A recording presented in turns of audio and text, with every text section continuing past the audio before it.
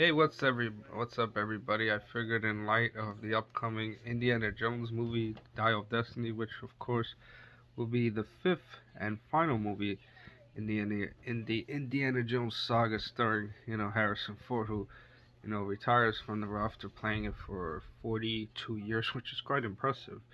And of course, I figured, to I guess as a little bit of a refresher, before seeing the fifth movie, I figured it was a good idea to watch all the Indiana Jones movies, but I figured the one in particular that I know, I guess still divisive to fans even after 15 years later, is Indiana Jones and the Crystal Skull, which comes about 19 years after the events of Indiana Jones and the Last Crusade. And of course, in the terms of the film's timeline, it takes place in 1957. So that makes it about 18 years since the events of the third movie, in which you know Indy is, this time around, instead of facing the Nazis, he ends up facing the Russians, and of course this time around he ends up going after the Kingdom of the Crystal Skull, which leads into Angkor, which leads to the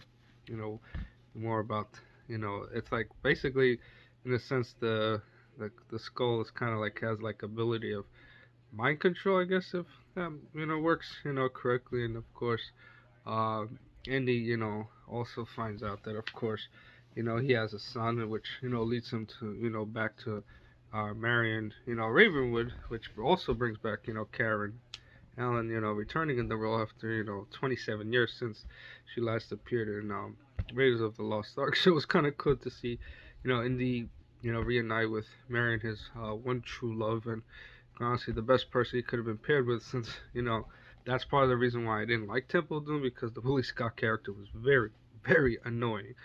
And Temple of Doom is definitely much darker than the others, so that one happens to be like my least favorite. In terms of how I would rank Kingdom of the Crystal Skull, like about 15 years later, I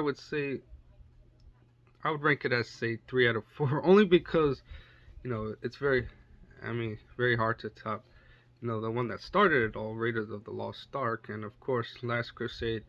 I would rank.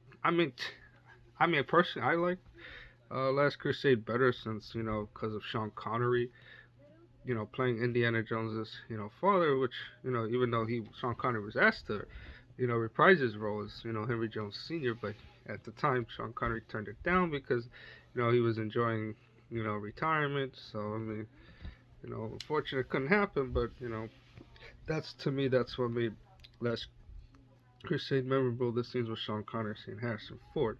I mean, even though Kingdom of the Crystal Skull kind of had a bad rap at the time because it was considered like inferior to the other three films and too much with CGI, but quite honestly, when seeing it again, yeah, it definitely has its flaws and all that, particularly the scene with in the nuclear fridge. But it's not really that bad.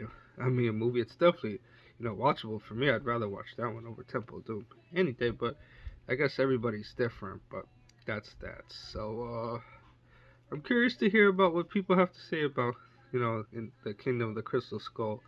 You know, 15 years later. So that's that. So I'll definitely look forward to sharing my thoughts on the Dial of Destiny. Hopefully, my reservations about it are wrong, but hopefully it'll be a decent entry.